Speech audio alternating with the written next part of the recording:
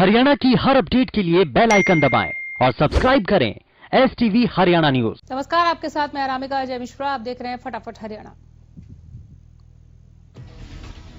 प्रदेश में bird flu की पुष्टि की गई है। पशुपालन मंत्री जेपी दलाल ने प्रेस कॉन्फ्रेंस कर जानकारी साझा की। उन्होंने कहा कि भोपाल लेबोरेटरी ने इस बात की पुष्टि की है। अब तक पंचकुला में बर्ड फ्लू के कारण 4 लाख से ज्यादा मुर्गियों की मौत हो चुकी है। पशुपालन मंत्री जेपी दलाल ने कहा कि भोपाल लैब में 3 सैंपल में से 2 की रिपोर्ट पॉजिटिव आई है। उन्होंने बताया कि हमने कुछ सैंपल जालंधर भी भेजे थे, लेकिन वहां से अभी तक कोई जानकारी सामने नहीं आई। जेपी दलाल ने बताया कि मुर्गियों में H5N8 श्रेणी का फ्लू सामने आया है। पशुपालन मंत्री जेपी दलाल ने बताया कि जहां से सैंपल लिए गए उसके 1 किलोमीटर के दायरे में मुर्गियों को मारा जाएगा, जिसमें तकरीबन 66,000 मुर्गियों को मारा जाएगा। सभी कर्मचारियों का हेल्थ विभाग की ओर से जांच कराई जाएगी। बताया उन्होंने कि वेटनरी डॉक्टरों की 40 से 50 टीम बनाई गई है। इसी के साथ जेपी दलाल ने कहा कि जो भी प्रदेश में फार्म है उन पर भी नजर रखी जा रही है। केंद्र सरकार और राज्य सरकार की ओर से मुर्गी पालकों को 90 रुपए प्रति मुर्गी मुआवजा भी दिया जाएगा। पंचकुला में हो रही मुर्गियों की मौत के बाद केंद्रीय स्वास्थ्य मंत्रालय की टीम जांच के लिए पंचकुला के रायपुर रानी पहुंची। इस दौरान टीम ने हाई रिस्क एरिया के 3 किलोमीटर के दायरे में सर्वे किया। वहीं जिन पोल्ट्री में ज्यादा मुर्गियां मरी हैं उसके 3 किलोमीटर के दायरे में जो गांव आते हैं वहां लोगों के स्वास्थ्य की जांच की गई। पशुपालन विभाग के deputy director doctor Sukhdev Rathi ने बताया कि स्वास्थ्य मंत्रालय से एक टीम आई थी जिसने मुर्गियों के मरने के कारणों की जांच की। उन्होंने बताया कि अभी तक पंचकुला क्षेत्र में 4,35,000 के करीब मुर्गियों की मौत हो चुकी है, जिसकी भोपाल लैब में जांच की जा रही है। ट्रैक्टर रैली में दम दिखाने के बाद किसान आज एक बार फिर से सरकार के साथ बातचीत की टेबल पर हैं। भारत सरकार और किसान संगठनों के बीच आज कृषि कानून को लेकर चर्चा हो रही है। जिन 2 मुद्दों का समाधान निकालना बाकी है उन पर आज कुछ हल होने के आसार हैं। बातचीत से पहले बीते दिन किसानों ने एक बड़ी ट्रैक्टर रैली निकालकर आंदोलन को लेकर अपने हौसले सरकार के सामने जता दिए। बातचीत से पहले गुरुवार को किसानों ने दिल्ली से सटी सीमाओं में अपनी ताकत दिखाई। हजारों की संख्या में ट्रैक्टरों का मार्च निकालकर किसानों ने 26 जनवरी की परेड का टीजर दिखाया। इस दौरान किसान नेताओं का कहना था कि हम 26 जानवरों को इससे भी बड़ी ट्रैक्टर निकालेंगे। साथ ही अगर सरकार नहीं मानती तो वो 2024 तक आंदोलन चलाने को तैयार है। किसान संगठनों और सरकार के बीच आज एक बार फिर विज्ञान भवन में बातचीत हो रही है। किसानों की मांग है कि तीनों कानूनों को वापस लेने, MSP पर गारंटी कानून बनाने की। सरकार इनमें से MSP के मसले पर चर्चा के लिए तैयार है, लेकिन कानून वापस लेने को तैयार नहीं। टीकरी बॉर्डर पर बैठे किसानों का कहना है कि उन्हें आज की बातचीत से काफी उम्मीदें हैं। इस दौरान किसानों ने सरकार को चेतावनी देते हुए कहा कि अगर सरकार ने आज की बैठक में कोई निर्णय नहीं लिया तो आगे आंदोलन और भी तेज किया जाएगा। किसानों का कहना है कि धरना स्थल पर लोहड़ी के मौके पर कृषि कानूनों की प्रतियां जलाई जाएंगी। किसानों का कहना है कि उन्होंने हरियाणा के हर एक घर और गांव से लोगों से आंदोलन में जुड़े रहने की रणनीति बनाई। टिकरी बॉर्डर पर किसान लगातार अर्धनग्न होकर प्रदर्शन कर रहे हैं। भारतीय किसान यूनियन के प्रदेश अध्यक्ष गुरनाम सिंह चुडूनी ने एक वीडियो जारी कर मुख्यमंत्री मनोहर लाल की ओर से करनाल के केमला गांव में 10 तारीख को रखी गई किसान महापंचायत का लोगों से विरोध करने की अपील की। गुरनाम सिंह चुडूनी ने कहा कि महापंचायत का इतना विरोध करें कि इसे रद्द करना पड़े।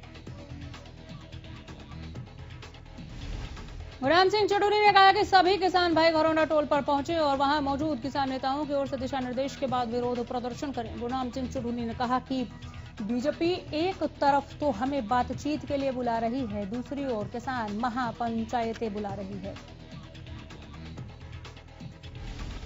उन्होंने कहा कि किसान आंदोलन को सरकार गुमराह करने की कोशिश कर रही है, इसका हमें विरोध करना है। उन्होंने ज्यादा से ज्यादा संख्या में लोगों को घरौंडा टोल पर पहुंचने की अपील की।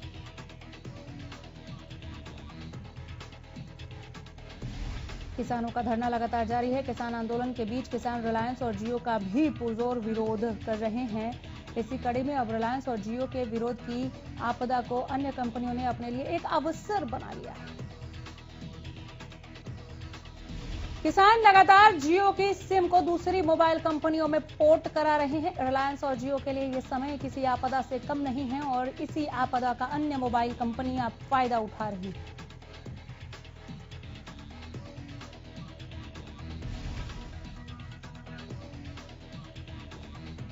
शंभू टोल पर एक नहीं बल्कि 4 से 5 काउंटर बनाए गए हैं। स्टॉल लगाने वाले कंपनियों के कर्मियों की माने तो रोजाना उनके एक काउंटर पर 25 से 30 सिम जियो से दूसरी कंपनियों में पोर्ट किए जा रहे हैं और शंभू बॉर्डर पर ऐसे एक नहीं बल्कि 4 से 5 काउंटर बनाए गए हैं जिन पर रोजाना लगभग 100 सिम पोर्ट किए जा रहे हैं।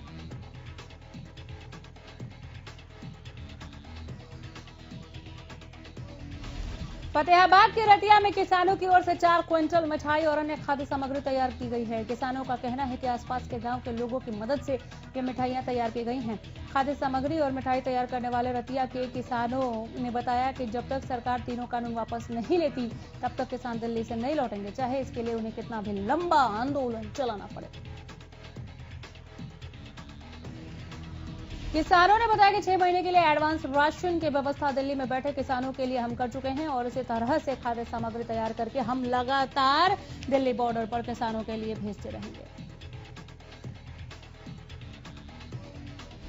किसानों ने बताया कि हमने शक्करपारा, बूंदी, भुजिया समेत अन्य खाद्य सामग्री तैयार की है जो कि आसपास के गांव के लोगों द्वारा पहुंचाए गए राशन से तैयार की गई। किसानों ने कहा कि जितने दिन आंदोलन चलेगा तब तक यहां से खाद्य सामग्री इसी तरह तैयार होकर दिल्ली बॉर्डर पर किसानों के लिए जाती रहेगी।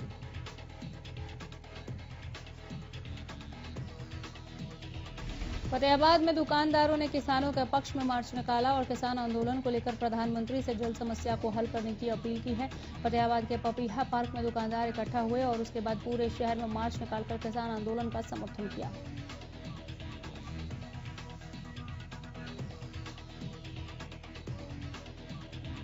व्यापार मंडल एसोसिएशन का कहना था कि दुकानदार किसानों के साथ कंधे से कंधा मिलाकर खड़े हैं और वो किसान आंदोलन का समर्थन करते हैं।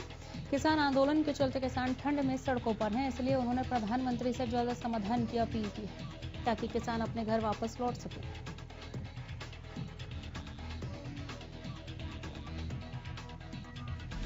सीएम मनोहर लाल गुरुग्राम के 3 दिवसीय दौरे पर हैं। सीएम मनोहर लाल ने गुरुग्राम यूनिवर्सिटी में पहुंचकर इंटीग्रेटेड मास्टर प्लान मॉडल का अनावरण किया। इस दौरान उन्होंने यूनिवर्सिटी में पीएचडी प्रोग्राम की भी शुरुआत की।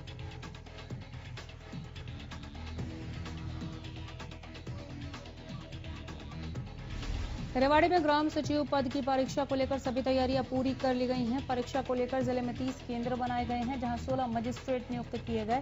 वहीं सभी परीक्षार्थियों को कोविड-19 महामारी के नियमों का पालन करना अनिवार्य होगा। बता दें कि 9 और 10 जनवरी को परीक्षाएं होनी हैं। फतेहाबाद में ग्राम सचिव पद की परीक्षा को लेकर जिले प्रशासनिक अधिकारी बैठक कर रहे हैं। डीसी और एसपी प्रशासनिक अधिकारियों की बैठक ले रहे हैं। बैठक में डीएसपी, एसएचओ और सेंटर के संचालक मौजूद हैं। नकल रहित परीक्षा को लेकर ये बैठक की जा रही है। उप मुख्यमंत्री दुष्यंत चौटाला ने अधिकारियों को निर्देश दिए कि रबी की फसलों की खरीद के समय किसानों को मंडियों में अपनी फसल बिक्री के दौरान किसी प्रकार की समस्या नहीं आनी चाहिए। खाद्य नागरिक आपूर्ति एवं उपभोक्ता मामले विभाग के अधिकारियों के साथ बैठक के दौरान डिप्टी सीएम ने कहा कि रबी फसलों की खरीद के लिए मेरी फसल मेरा ब्यौरा पोर्टल पर 11 जनवरी 2021 से पंजीकरण शुरू हो जाएगा। बैठक में विभाग के वरिष्ठ अधिकारी मौजूद रहे।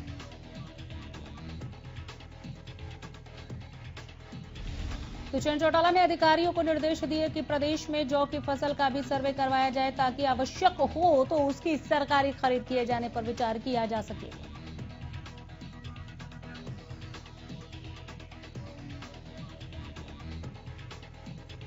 उन्होंने अधिकारियों को स्पष्ट कहा कि रबी फसल के खरीद सीजन 2021-22 के दौरान मंडियों में आने वाली फसल को यथाशीघ्र खरीदकर उसका उठान करवाया जाए ताकि मंडियों में फसल लेकर आने वाले किसानों को किसी प्रकार की परेशानी का सामना न करना पड़े। इसके साथ उन्होंने ये भी निर्देश दिए कि फसल की खरीद होने के बाद किसानों के पेमेंट निर्धारित अवधि में बैंक खाता में ट्रांसफर हो जानी चाहिए। Charkhi Dadri mines welfare association ने चंडीगढ़ में मुख्यमंत्री मनोहर लाल से मुलाकात कर अपनी समस्याओं के बारे में अवगत कराया। मुख्यमंत्री को सौंपे ज्ञापन में एसोसिएशन ने Charkhi Dadri pollution control board की तरफ से बेवजह नियमों का हवाला देकर परेशान करने का आरोप लगाया।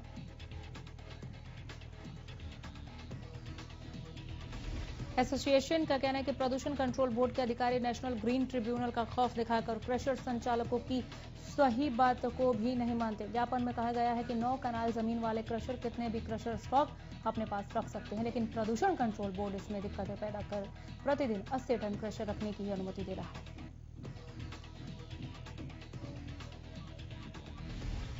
एसोसिएशन के मांग पत्र पर मुख्यमंत्री मनोहर लाल ने कहा कि 15 जनवरी को चंडीगढ़ में पर्यावरण, ट्रांसपोर्ट और माइंस विभाग की एक संयुक्त बैठक बुलाई है, जिसमें चरखी दादरी माइंस और वेलफेयर एसोसिएशन भी शिरकत करेगा।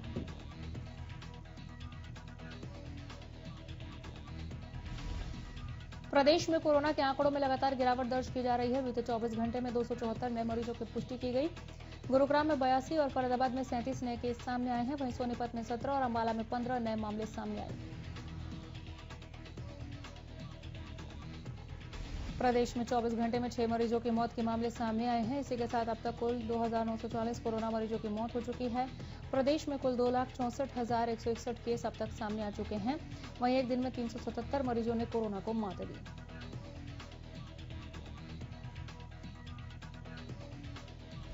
देश में कोरोना का टीकाकरण कार्यक्रम शुरू होने से पहले आज सबसे बड़ी रिहर्सल होने जा रही है। देश के सभी 736 जिलों में आज ड्राई रन किया जा रहा है। इसमें इस बात की तैयारी की जाएगी कि कैसे लोगों को कोरोना का टीका लगाना है और उसकी पूरी प्रक्रिया क्या है।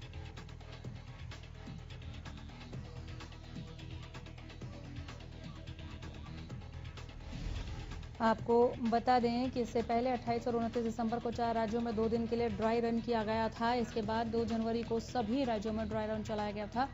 अब 33 राज्यों और केंद्र शासित प्रदेशों में वैक्सीन का फिर से ड्राई रन हो रहा है। करनाल में कोरोना वैक्सीन को स्टोर करने के लिए प्रशासन की ओर से पूरी तैयारी कर ली गई है। जानकारी दे दें कि कोरोना वैक्सीन को एयरपोर्ट पर स्पेशल कार्गो प्लेन्स में लाया जाएगा और वहां से उसे स्पेशल रेफ्रिजरेटर वैनों के जरिए 4 बड़े स्टोरेज पॉइंट्स करनाल, मुंबई, चेन्नई और कोलकाता पहुंचाया जाएगा। प्राथमिक जानकारी के मुताबिक करनाल में स्पेशल रेफ्रिजरेटर वैन के जरिए वैक्सीनों को दिल्ली के स्टोरेज पॉइंट्स और आसपास के राज्यों में पहुंचाया जाएगा। करनाल में कोरोना वैक्सीन के लिए की गई तैयारी पर नजर डाली जाए तो अभी काफी संख्या में cold chain points, ice link refrigerator और डीप फ्रीजर्स की व्यवस्था की गई है। वहीं ड्राई रन के जरिए स्वास्थ्य विभाग ने सभी तैयारियों को समीक्षा भी कर ली, किस तरीके से वैक्सीन का टीकाकरण करना है।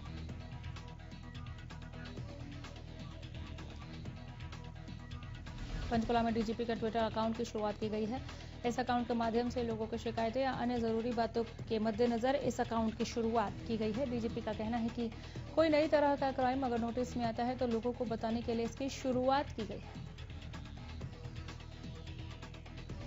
पंचकुला के डीजीपी ने कहा कि हरियाणा पुलिस की साल 2021 में भी कोशिश है कि महिलाओं में सुरक्षा की भावना पैदा हो और अपराध पर रोकथाम के लिए कुछ नई तैयारी की गई है। उन्होंने कहा कि हमने साल 2020 में जिस रणनीति का पालन किया था, साल 2021 में भी वही कोशिश और अधिक दृढ़ता के साथ जारी। पुलिस ने करनाल में राइस मिलर के घर पर फायरिंग करने वाले 3 आरोपियों को गिरफ्तार कर लिया है। गाड़ी में सवार बदमाशों ने सुभाष चंद्र सिंगला को जान से मारने की नीयत से सेक्टर 8 स्थित घर पर ताबड़तोड़ फायरिंग की थी। बताया जा रहा है कि फायरिंग के बाद बदमाश मौके से फरार हो गए। जांच करते हुए पुलिस ने 3 आरोपियों को गिरफ्तार कर लिया है। पुलिस ने बदमाशों के कब्जे से वारदात में इस्तेमाल की गई गाड़ी और हथियार बरामद किया है।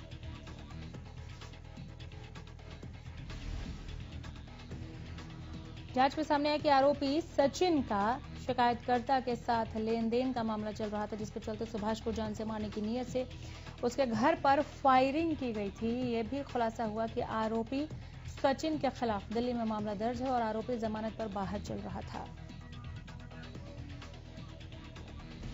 यमुनानगर में सीएम फ्लाइंग की टीम ने एक ढाबे पर छापेमारी की। इस दौरान टीम को गेहूं, रिफाइंड डीजल के कई ड्रम मिले। साथ ही डीजल निकालने के लिए इस्तेमाल होने वाले पंप, शराब की एक पेटी और चावलों पर होने वाली पॉलिश समेत भारी मात्रा में सामान भी बरामद किया। इस मामले में टीम ने ढाबा मालिक समेत 4 लोगों को गिरफ्तार किया।